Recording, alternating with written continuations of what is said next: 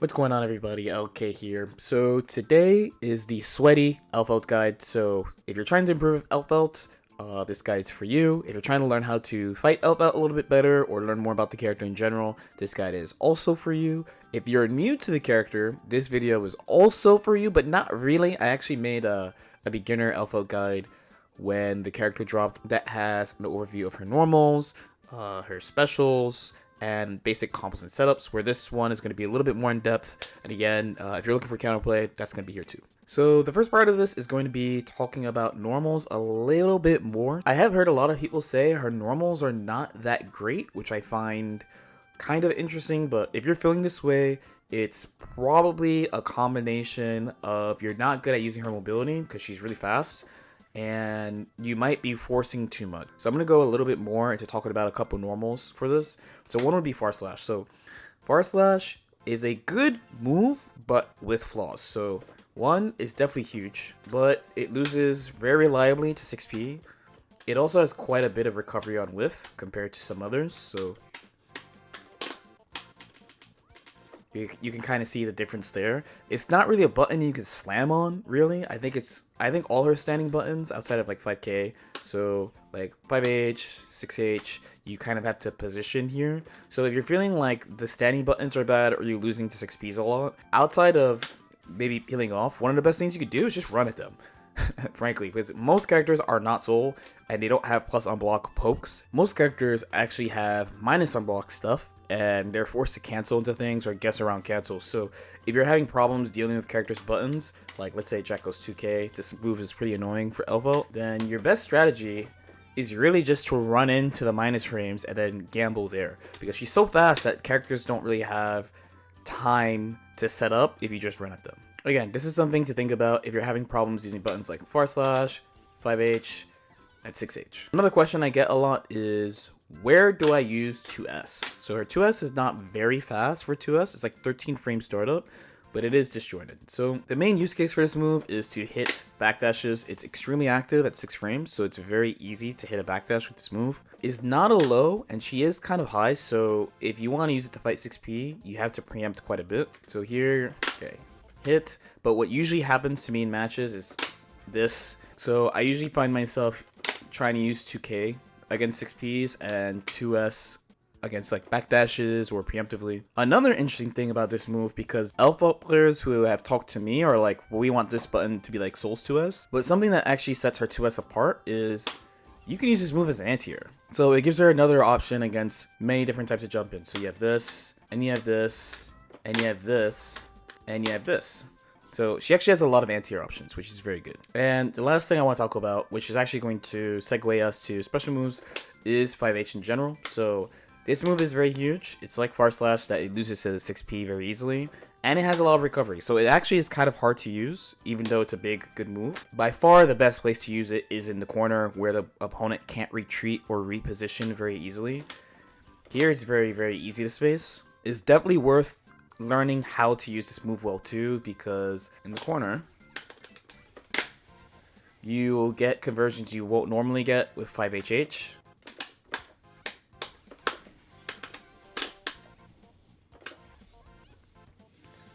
So it's definitely worth learning how to use this move well. So now some special move things. So first we have to talk about the lariat, Bridal Express, and how do you know when it's safe? How do you know when it's plus? How do you know when it's punishable? So when you look at this move, it just depends on when you impact with it, because it's very, very active. So the later you hit with it, the more plus it is.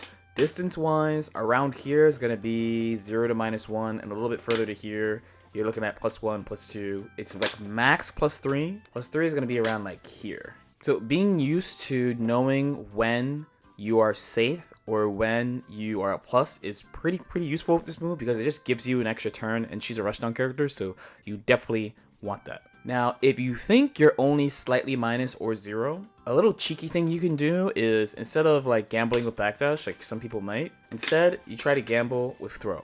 So what this does is, one, it forces people to use the proper attack to fight back. They should be using their absolute fastest normal, whether it's like a 5 frame normal, like a 2p, or maybe they play like Geo or something to have a 5p that's 4 frames. Two, it requires people to pick some other option that's not just like mash. Like they'd have to backdash or jump or pick a different button. You can set up the distance pretty reliably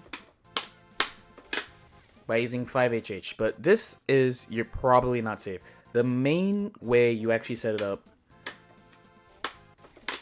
is either by slightly delaying your pressure. This one would be about even from me eyeballing it, or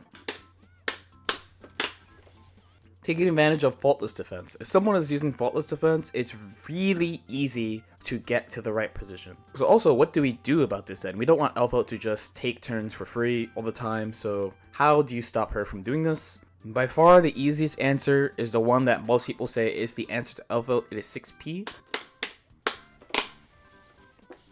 So here, we have her just slamming on 6P when there's a gap. The gap is big enough. You notice it's punish and not counter hit, so one thing you don't want to pick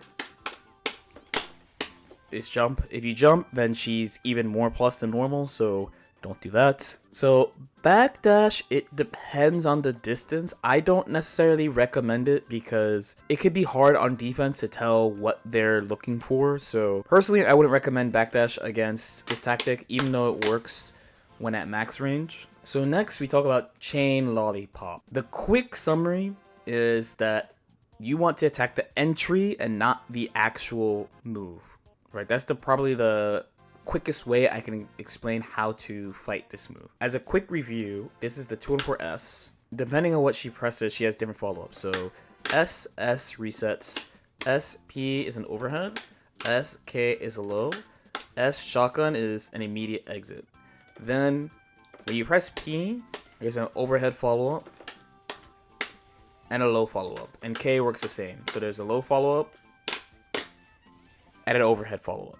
The follow-ups also exit the move. So funny enough, rather than talking about the actual move first, we're going to be talking about the entry points, because I believe that's pretty much the best way to fight this move, because once she actually does it, honestly, you're in a heaps of trouble. You're in heaps of trouble. It's not a fun place to be. So for this, we review the attack level system. So Guilty Gear and Arc 6 games in general. So if you have played BlazBlue or Persona 4 Arena or old Guilty Gear or Dragon Ball, all these games use this system where there is a baseline amount of hit stun and block stun based on the quote-unquote level of the attack. So low levels usually apply to weaker moves like jabs and kicks, and then higher levels are usually used for like heavy buttons like heavy slash. So for Elphelt, her close slash is attack level 3, as is her 2H. And then for attack level 4, she has 5H and 6H.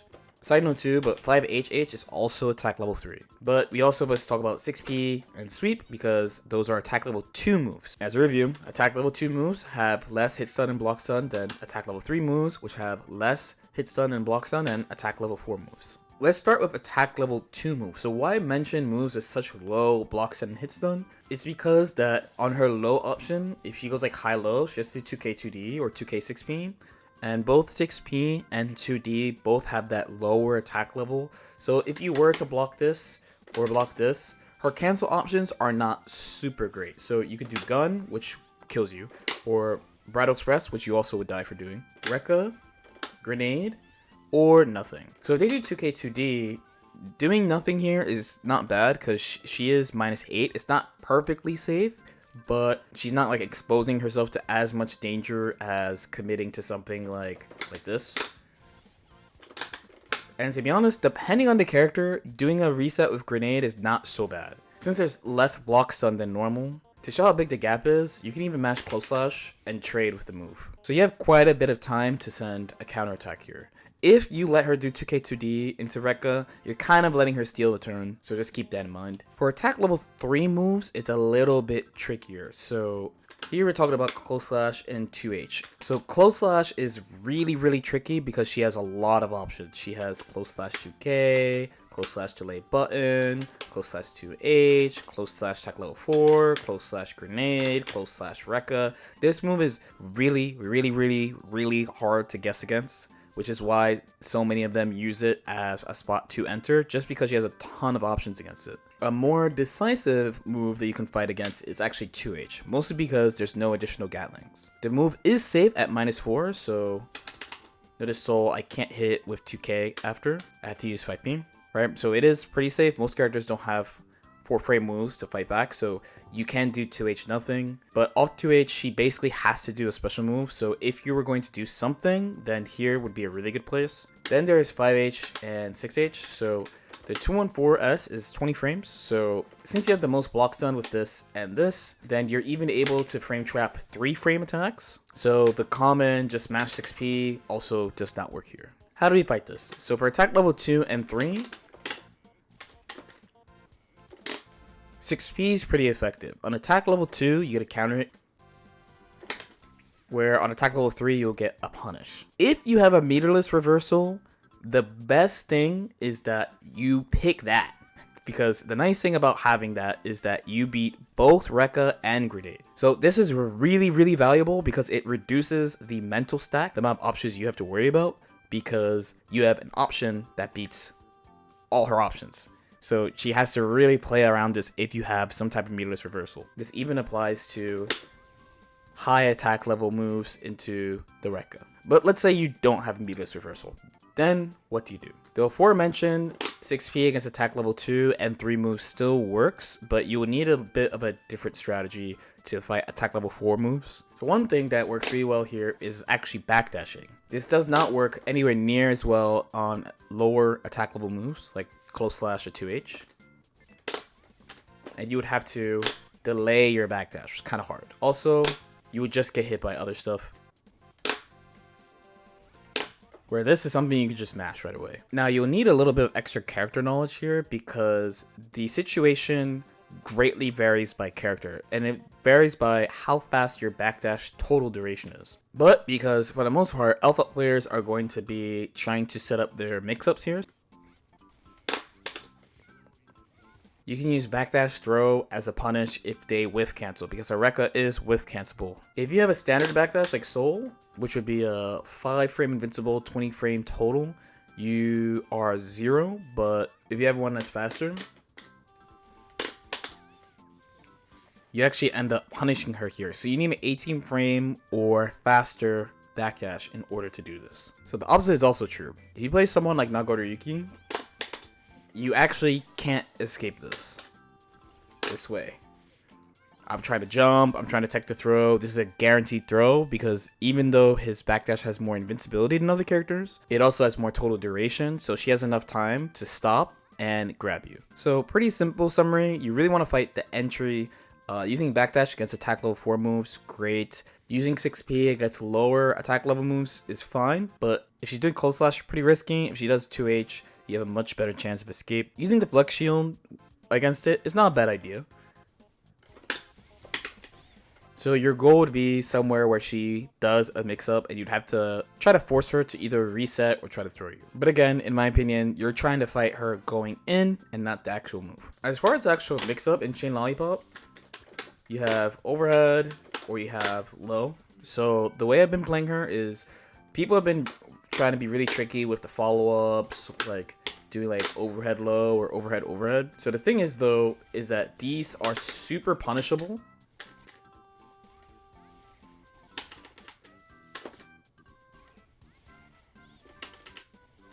Like extremely punishable if you don't have meter. And even if you get them off, this is like one of her worst soft knockdowns, frame advantage wise. The way I've been using it is I'll do one mix up, and if they block it, I just exit with shotgun right away. Shotgun is -5. They would have to instant block it to have like any threat of punishing you. And you can RPS immediately by using 6P, jump, or backdash. Why 6P, you might ask? So most characters, they will try to swing with a far button to either catch your backdash or just take the space back. They might not have big kicks or slashes at that range, so they're going to be using standing buttons. And her 6P activates very quickly, so you could use that to just take your turn back immediately and keep attacking. Once they start using lows, then you can use backdash or jump to get away. Honestly, when you have meter, then it's party time, so instead of doing this, you can actually use the follow-up and just RC to keep going. That way, if they block your second high or low, you can literally just keep going and do another set of Rekkas. So if you had 50 meter, it would look something like this, depending on how much meter you have. And yes, this means her positive is very strong. So here we're gonna have her break the wall, just like this. Air dash in. And you notice she already has the meter back to just keep going. So the more meter you have, the more crazy you can go with chain lollipop in positive. Now, final thing is how the first overhead and low actually works. So you might notice here the combo counter will say 2 hits, but the overhead is actually 3 hits. There's actually a hit that only hits if they stand up. Because of this then, the low is gapless if you do it as fast as possible, but the overhead has a small gap, which makes it so that the opponent can block low and then switch high. So what you would do then is delay the low. A way you can practice this is by going in training menu, and you'll see opponent status here, and set the opponent to guard first only. This will make it so you'll see if you're doing this right. While this will open the defender up to more defensive options, it does make the mix-up much harder to block, so it's good to show occasionally, especially if you feel like they're defending this a little bit too much. So my main go-tos why I think my opponent is defending too well is this into throw, because the entry is -2, and delay low. If you're fighting a DP character, doing immediate low is pretty nice, because since they'll be doing it from crouching, they're going to try to do a reversal against your overhead, not the low, so this is a good way of catching them too. Now the last tactic you have as far as this move is the Kara Super. So this is how you fight reversals, both meterless and meter reversals, is this Kara Super techniques. So this move is actually ridiculous when she has resource. So the idea is that you can cancel her chain lollipop into supers, right? Because she's going from special move to special move, so you can cancel special move startup into supers. But because of how they set up this move, you can actually use it against the opponent's reversals as well. So I have the opponent doing random options at their block, so like backdash, nothing, and DP.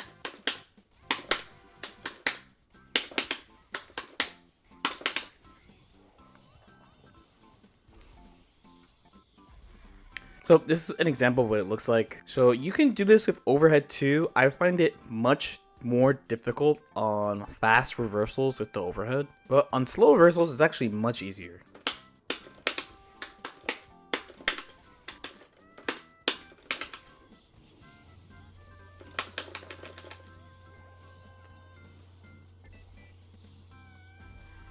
So the way I do it on the overhead is I try to time the super for like the first or second hit of the overhead, where on the low you just do it immediately when you delay the low.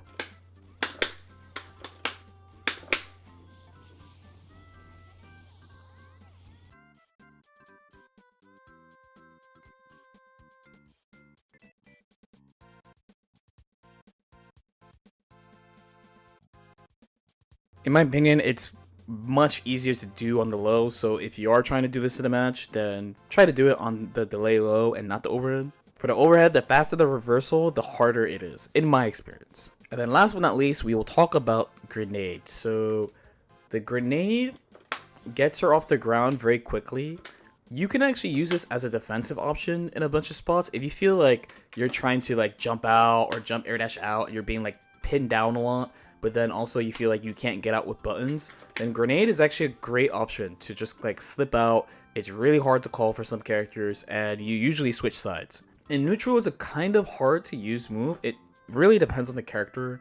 It clearly does very well when people have really long range lows, which Gold Lewis does not. So like in this match, you wouldn't do it so much, but against, let's say, an Axel or a Faust, you might find way more usage. Depending on how the opponent's poking, you can just go right over stuff. So it's definitely worth messing around with the move and seeing what moves it goes over and what moves it does not. In pressure, it's an amazing tool too. So revisiting the low attack level moves, grenade is an option you can use to keep your pressure here. It does really depend on the character. I picked Gold Lewis because Gold Lewis is actually amazing against this move. If I was going to summarize how you would fight against people doing grenade to you, pretty much if you can react to it with like one button, then you're chilling.